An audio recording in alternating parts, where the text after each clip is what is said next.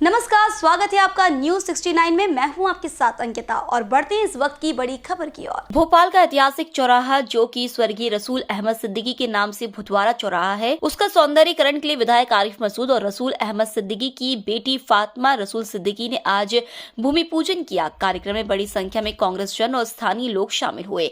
इस अवसर पर विधायक आरिफ मसूद ने कहा कि भोपाल का ऐतिहासिक चौराहा भुतवारा चौराहा है जो कि स्वर्गीय रसूल अहमद सिद्दीकी साहब के नाम से जाना जाता है। आज उनकी पुण्यतिथि के अवसर पर इस चौराहे का सौंदर्यीकरण उनके नाम से करने में मुझे गर्व हो रहा है। उन्होंने भोपाल के विकास की संगे बुनियाद रखी थी। वह विकास पुरुष के नाम से जाने जाते थे।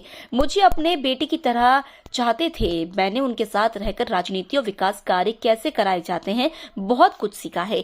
उन्हीं से सीखकर मैंने अपनी विधानसभा में सर्वांगीण विकास कार्य लगातार कर रहा हूँ। फिर प्लान बना के नगर निगम चुनाव से पहले बना के तैयार करके देना है जब काम चल रहे हैं। तो देखिए, अल्लाह को जो मंजूर था वो हुआ कि आज उनके इस दिन पर अल्लाह ने ये लिखा था, ये काम आज के दिन शुरू हो रहा है। तो ये सब आसमान वाले का है, हमने आज सोचा नहीं था।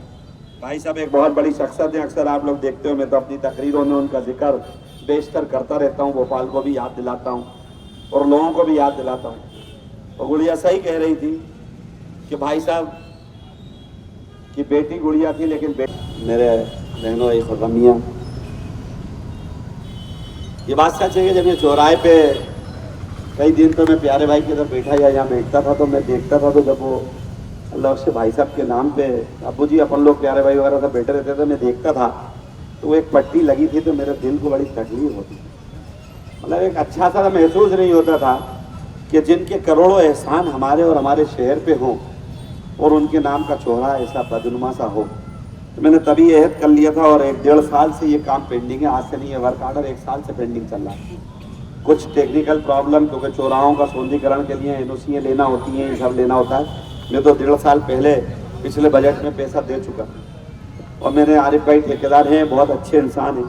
मैंने उनसे कहा है, उनका खुद का घर भी है, उनका इलाका भी है, कि ये चौराहा सबसे अच्छा बनना चाहिए। और आरिफ भाई है नहीं है,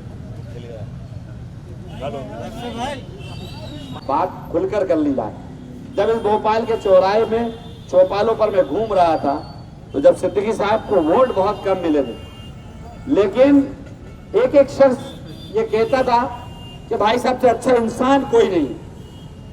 मैं एक गली घूमता था, ताज्जुब का माहौल था, पूरा देश नफरत की आंधी में डूबा हुआ था, चारों तरफ बंटवारा हो चुका था, हिंदू और मुस्लिम के बीच भारतीय जनता पार्टी ने खाई खड़ी कर दी थी।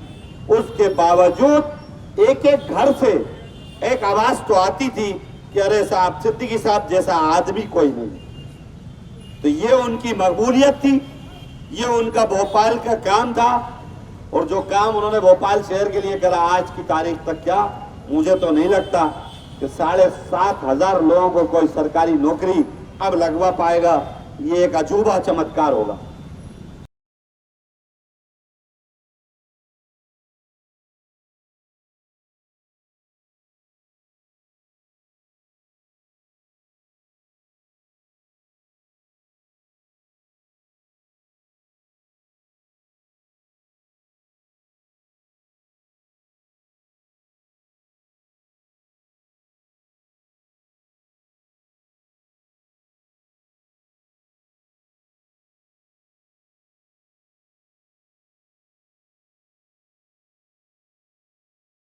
फातिमा रसूल सिद्दीकी ने बुधवार चौराहे के भूमि पूजन के अवसर पर स्वर्गीय रसूल अहमद सिद्दीकी साहब को याद करते हुए कहा कि मेरे वालिद साहब मुझसे ज्यादा आरिफ भाई से मोहब्बत करते थे। आरिफ भाई विकास कार्य में अब्बा के नक्शे कदम पर चलकर ही विकास कार्य मध्य विधानसभा में कर रहे हैं। उन्होंने यह साबित कर दिया है। उनके इंतकाल के इतने साल बाद भी हर चीज इधर उधर हो गई। जब मैं चौराहे से निकलती थी तो इस चौराहे की दुर्दशा देखकर मेरा दिल दुखता था। आज मेरे बड़े भाई आरिफ मसूद साहब ने पापा को हमेशा याद रखा है और मेरे परिवार के हर सुख दुख में हमेशा साथ खड़े रहे हैं।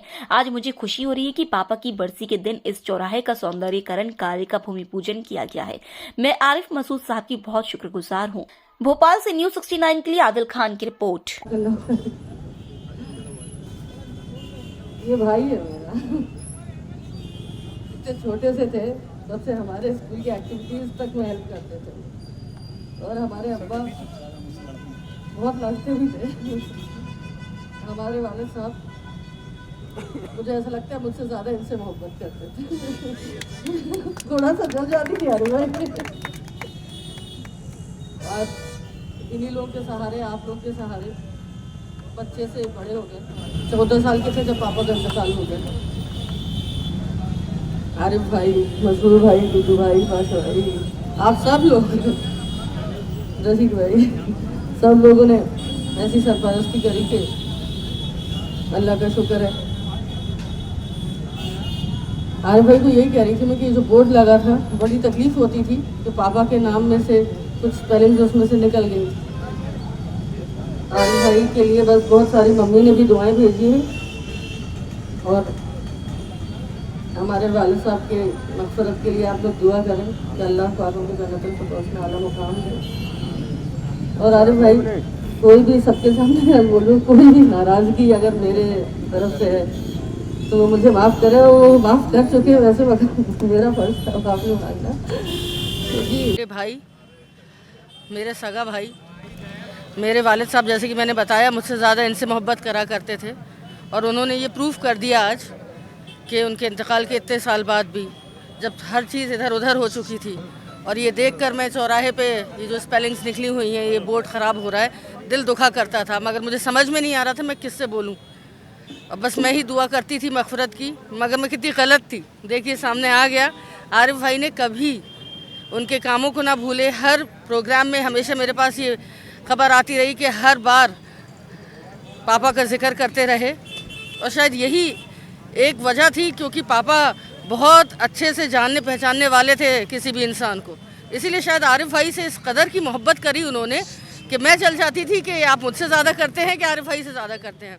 अल्लाह पाक इनको खूब खूब कामयाबी अता फरमाए और आप सबसे दुआ करते हैं कि हमारे वालिद साहब के लिए दुआ करें कि अल्लाह पाक उनको जन्नतुल फ़िरदौस में आला से आला मुक़ाम दे।